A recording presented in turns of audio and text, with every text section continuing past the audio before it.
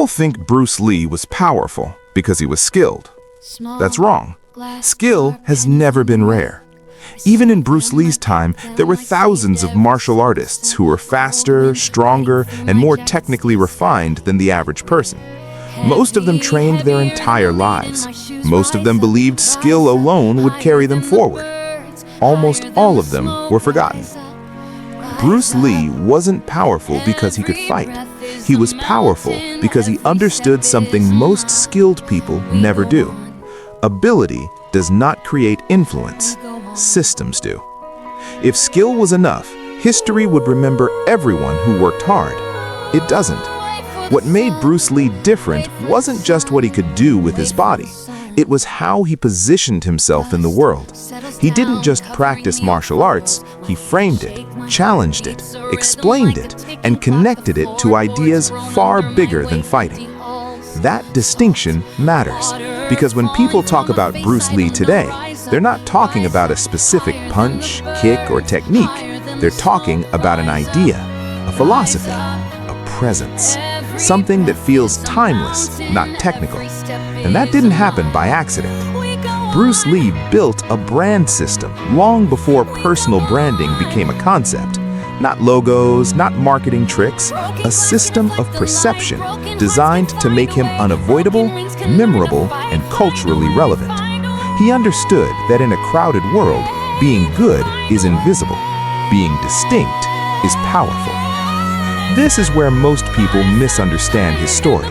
They treat Bruce Lee as a natural phenomenon, a once-in-a-generation talent who rose because he was simply exceptional. That explanation is comforting because it removes responsibility. It suggests success is about talent you either have or don't.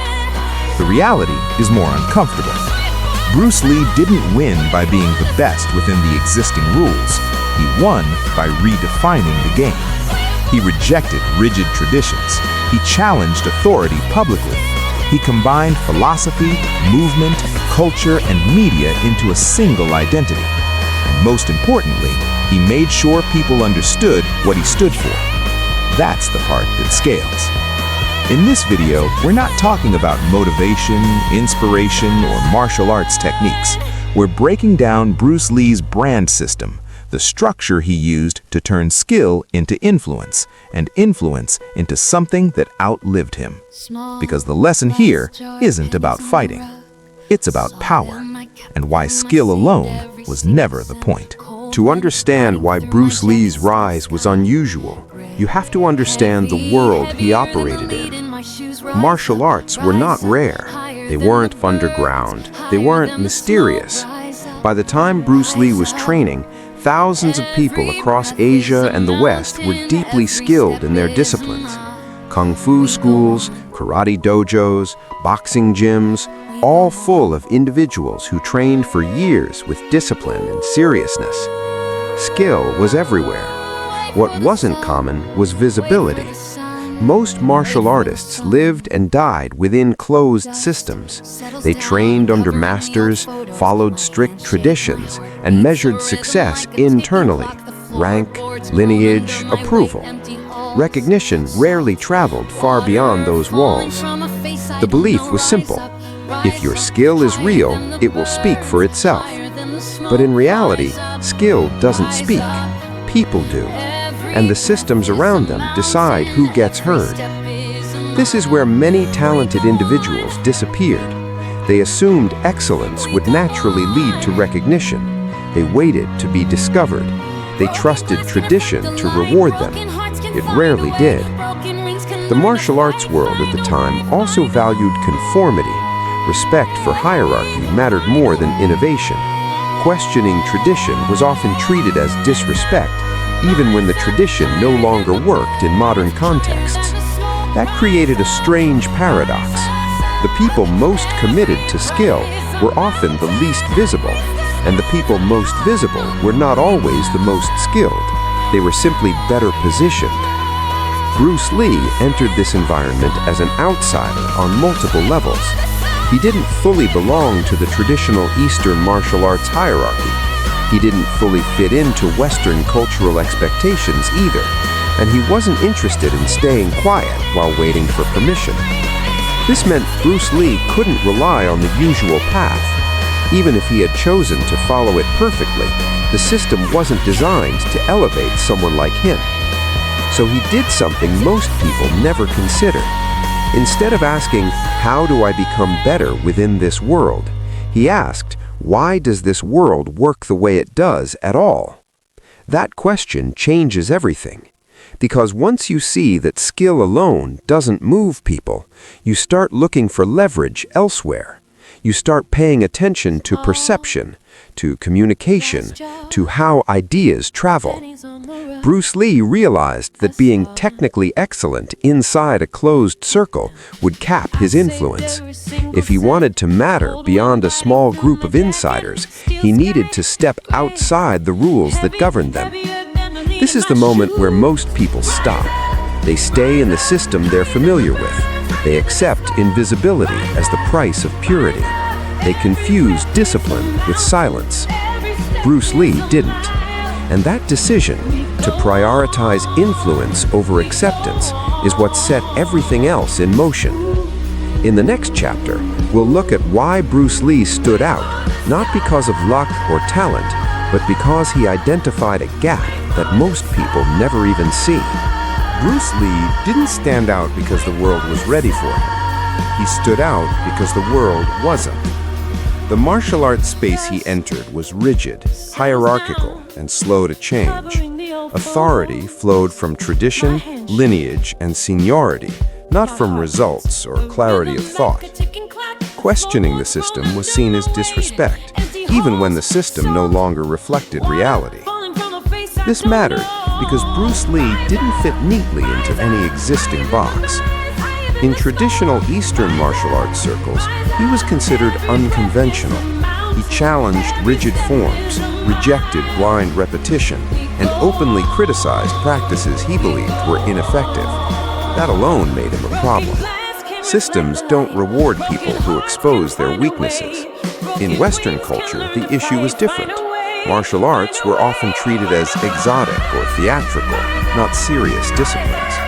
Fighters were rarely positioned as thinkers, and Eastern philosophy was either misunderstood or ignored.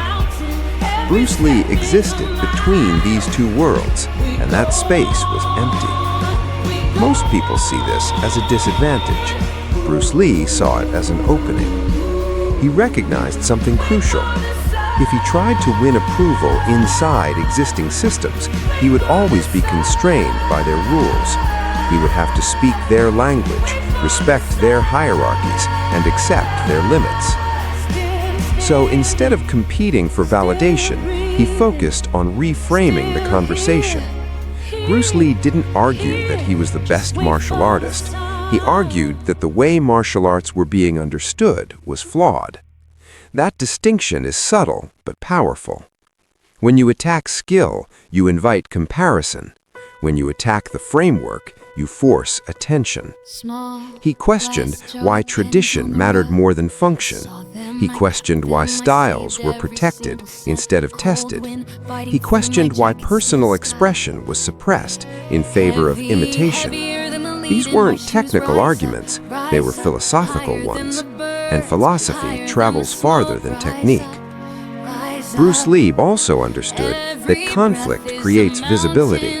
Not reckless conflict, but controlled opposition. By challenging established norms publicly, he made himself unavoidable. People didn't have to agree with him, they just had to react. That reaction created awareness. At the same time, Bruce Lee wasn't positioning himself as a rebel without structure. He didn't reject discipline, he rejected rigidity. He emphasized efficiency, adaptability, and realism, values that resonated beyond martial arts. This allowed him to speak to multiple audiences at once. To traditional practitioners, he was controversial. To modern thinkers, he was refreshing. To outsiders, he was understandable. That triangulation is rare. Most people pick one audience and disappear inside it. Bruce Lee spoke across audiences, which multiplied his reach. Another critical factor was timing. Bruce Lee emerged during a period of cultural transition, old authorities were being questioned across music, philosophy, politics, and art. People were searching for authenticity rather than obedience. Bruce Lee didn't just ride that wave, he embodied it. But here's the important part.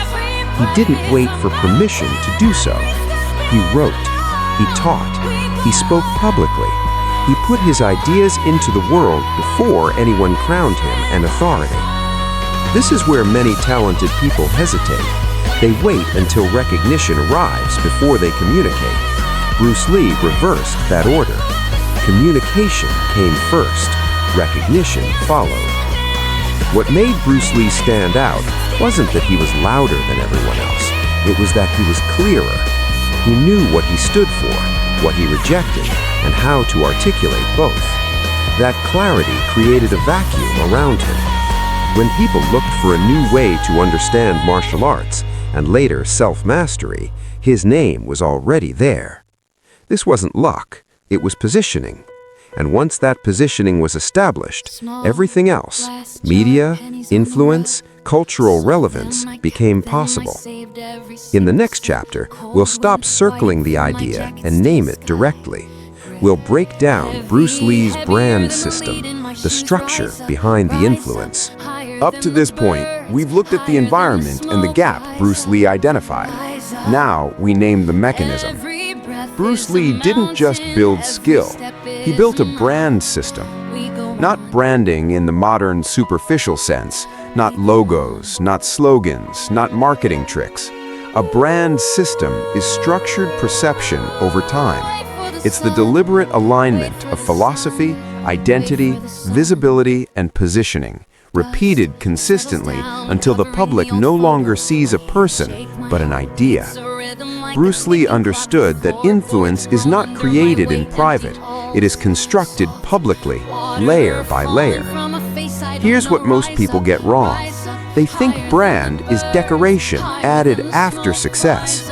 In reality, brand is the architecture that allows success to scale. Bruce Lee didn't wait to become famous before defining himself. He defined himself first, clearly, repeatedly, and then used every available channel to reinforce that definition. That's the system. And, like any real system, it had structure, not chaos, not improvisation, not random exposure. 4 components, each one reinforcing the others. First, distinct philosophy. He wasn't just teaching techniques, he was challenging the way people thought about martial arts. He simplified. He stripped away unnecessary rigidity. He gave people language they could repeat. Second, clear identity. He positions himself not as another fighter, but as something hybrid, a thinker-warrior, intellectual and physical, analytical and expressive. That combination made him harder to categorize and therefore harder to ignore. Third, media leverage. He didn't confine his influence to training halls. He entered film. He gave interviews. He wrote. He understood that ideas must travel through scalable mediums. Fourth, cultural positioning. He stood between East and West, between tradition and modernity, between philosophy and action. That intersection gave him symbolic weight. Each element alone is useful. Together, they compound. This is the difference between talent and architecture. Talent creates moments. Architecture creates legacy. Bruce Lee's system ensured that every appearance, every quote, every performance reinforced the same narrative. There was no fragmentation, no confusion about what he represented. He represented evolution. He represented adaptability. He represented personal expression over rigid imitation. That consistency built trust, and trust built authority. When people watched him move, they didn't just see speed, they saw philosophy in motion. When he spoke, they didn't just hear opinion, they heard conviction aligned with action. Alignment is rare. Most people say one thing, practice another, and present something entirely different online. That disconnect weakens perception. Bruce Lee's power came from alignment across all visible layers, and because the system was aligned, it scaled naturally. Films amplified philosophy. Philosophy amplified identity. Identity amplified cultural symbolism. That is a brand system. In the next chapter, we'll break down the first two components in detail, the philosophical foundation and the identity layer, and show how they formed the core of his influence. Every durable brand system begins with clarity, not noise, not exposure, clarity. For Bruce Lee, that clarity started with philosophy. Step 1, distinct philosophy. Bruce Lee's most quoted idea is simple. Absorb what is useful, reject what is useless, add what is specifically your own. Most people treat that as motivation. It wasn't. It was positioning. At a time when martial arts were organized around strict styles, Wing Chun, karate, taekwondo, rigid forms passed down for generations, Bruce Lee publicly questioned the necessity of those boundaries. He argued that styles could become prisons, that tradition could limit evolution, that effectiveness mattered more than loyalty. This was controversial. By rejecting rigid classification, he separated himself from the entire structure that defined martial arts at the time. He wasn't attacking skill, he was attacking confinement. That distinction matters. When you challenge a method, you create debate. When you challenge the framework, you create movement. Bruce Lee's philosophy made him distinct because it was transferable. You didn't have to be a fighter to understand it. The principle of adaptability applied to business, creativity, self-development, almost any domain.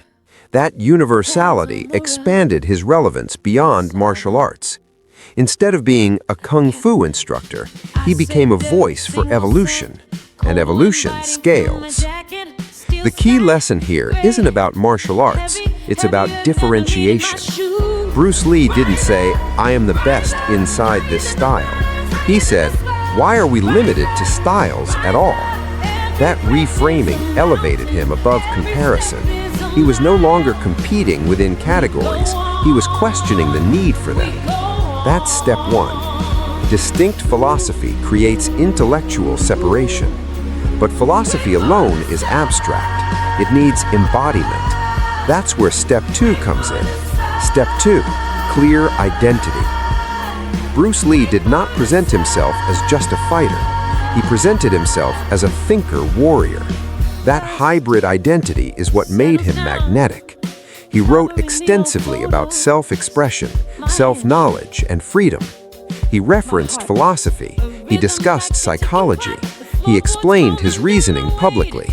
At the same time, he demonstrated physical precision and speed that felt almost unreal. This combination created cognitive tension. People expect fighters to be physical. They expect thinkers to be verbal. They rarely expect both in one person. Bruce Lee made that combination his signature. He dressed simply but sharply. He spoke calmly but confidently. He moved with precision but without theatrical excess. Everything reinforced the same message: discipline with intelligence. Identity is powerful because it shapes perception before skill is evaluated. When Bruce Lee entered a room, people weren't just seeing a martial artist. They were seeing someone who embodied a philosophy. His movements felt intentional because his ideas were clear. That alignment builds authority. Most skilled individuals fragment their identity. They behave one way in practice, another in public, and a third in media. That inconsistency weakens recognition. Bruce Lee's identity was consistent across environments. In interviews, he spoke about fluidity. In demonstrations, he showed fluidity. In writing, he explained fluidity. The message repeated. Repetition creates memory. Memory creates association. Association creates brand. By merging philosophy with physical mastery, Bruce Lee avoided becoming replaceable. A faster fighter could appear, a stronger fighter could emerge, but a thinker warrior with clear articulation and modern positioning was rare. Scarcity increases perceived value. This is where most talented people hesitate. They develop skill quietly, but avoid defining what they stand for. They fear criticism. They fear being wrong, so they stay neutral. Neutrality is invisible. Bruce Lee chose clarity over safety. He defined what he rejected. He defined what he embraced. He defined how he wanted to be understood. And because he defined it himself, the public didn't get to define it for him. That control of narrative is power. With philosophy and identity established, the foundation was complete. But foundation alone doesn't create scale. In the next chapter, we'll examine how Bruce Lee used media leverage to multiply his influence beyond the limits of physical presence. Philosophy creates separation. Identity creates recognition. But neither matters if they stay confined to small rooms. This is where Bruce Lee made a decisive move. He understood that influence is limited by proximity, unless you enter mediums that scale perception. Step 3. Media leverage.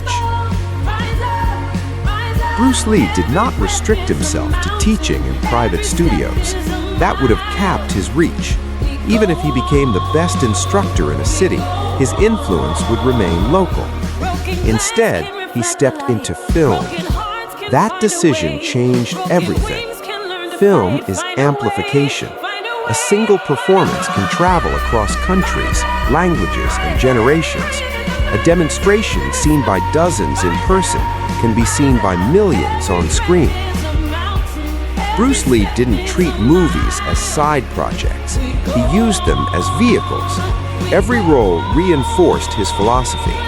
Direct, efficient movement, emotional control, precision over excess, discipline without rigidity. Even his screen presence reflected his identity. He wasn't loud for attention. He was composed, focused, intentional. The camera magnified that consistency. He also gave interviews, and in those interviews, he didn't just promote films, he explained his ideas. He articulated his philosophy clearly and concisely. He spoke about adaptability, self-expression, and personal freedom. That's strategic. Most performers separate performance from thought. Bruce Lee merged them.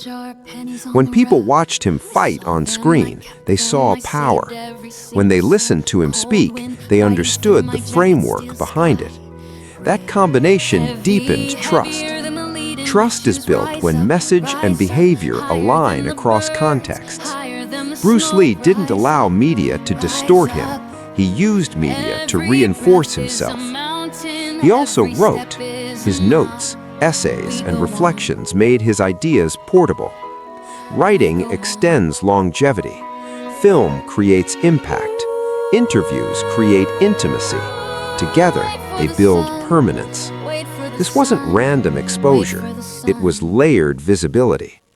Layered visibility compounds faster than isolated moments. Think about the alternative. If Bruce Lee had stayed within traditional martial arts schools, his reputation would depend entirely on word of mouth. Growth would be slow. Influence would be regional. Replacement would be easy. By entering scalable platforms, he made replacement difficult. Even competitors with similar skill couldn't match the distribution advantage. Distribution often outweighs superiority. This principle applies beyond martial arts. In business, the most technically skilled operator is not always the most influential. The one who communicates clearly and consistently across platforms often commands greater authority. Bruce Lee instinctively understood this. He didn't wait for the martial arts establishment to elevate him. He created parallel channels where he controlled the narrative. Control of narrative is leverage, and leverage multiplies power without multiplying effort. Every film appearance reinforced identity. Every interview reinforced philosophy. Every public demonstration reinforced both. There was no fragmentation. That's the key. Media exposure without clarity creates noise. Media exposure with clarity creates dominance. Bruce Lee didn't chase fame for its own sake. He used media to stabilize perception. Over time, perception hardened into reputation, and reputation travels farther than any single performance. This is how a martial artist became a cultural figure. But even this wasn't the final layer.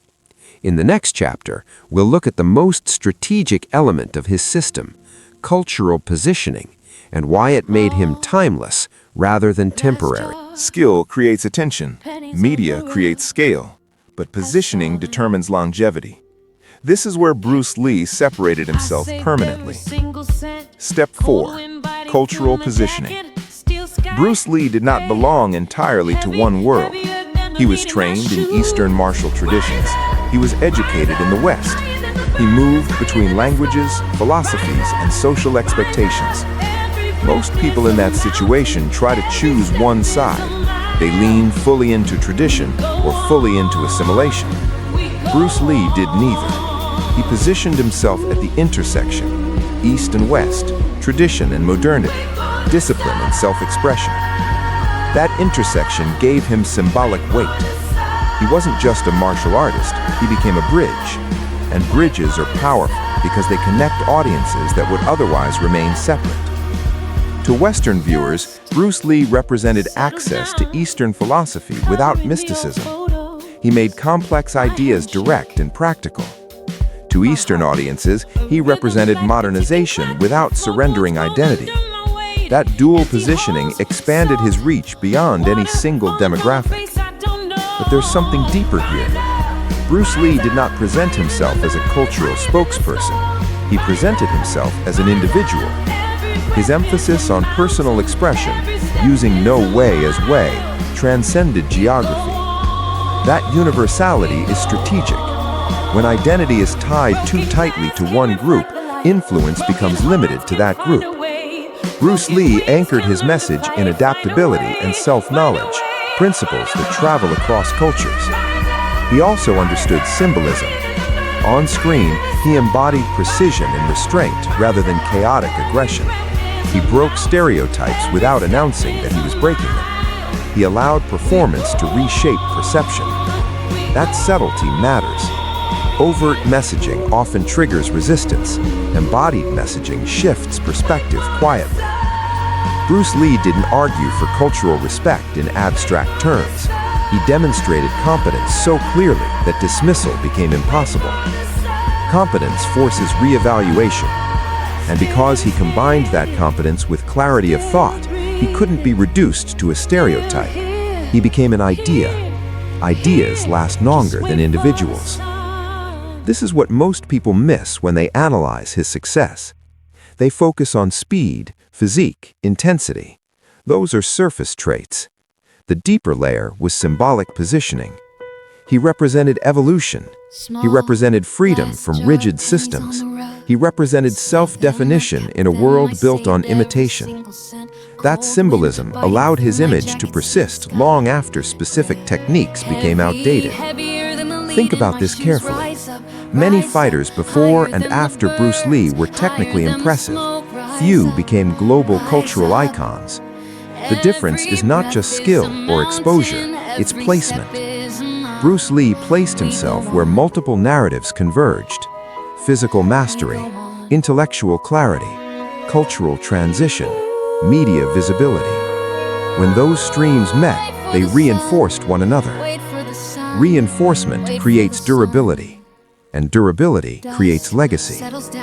By the time Bruce Lee's career accelerated, the system was already complete.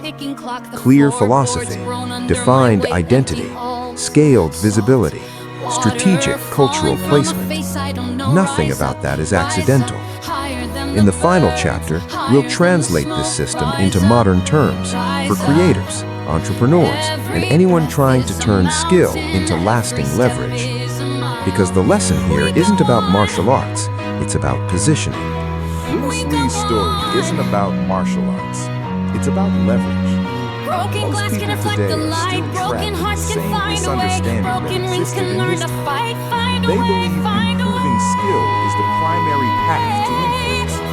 So they take more courses, earn more certifications, train longer hours, perfect technical. And then they wait. They wait to be discovered. They wait to be validated. They wait for recognition to match effort. It rarely does, because skill operates inside systems. Grand systems operate above them. Bruce Lee understood this instinctively. He didn't stop improving his craft, but he didn't rely on craft alone. He built architecture, philosophy, identity, meaning, position. That architecture turned performance into permanence. The same principle applies now. Creators chase better canvas. Entrepreneurs chase better tactics. Professionals chase better credentials. Those things matter, but they don't differentiate. Clarity differentiates. When someone lands on your work, can they immediately tell what you stand for? Can they describe your philosophy in one sentence? Can they predict how you think? If not, you're skilled but invisible. Bruce Lee made himself predictable in the best way. You knew he valued adaptability. You knew he rejected rigidity.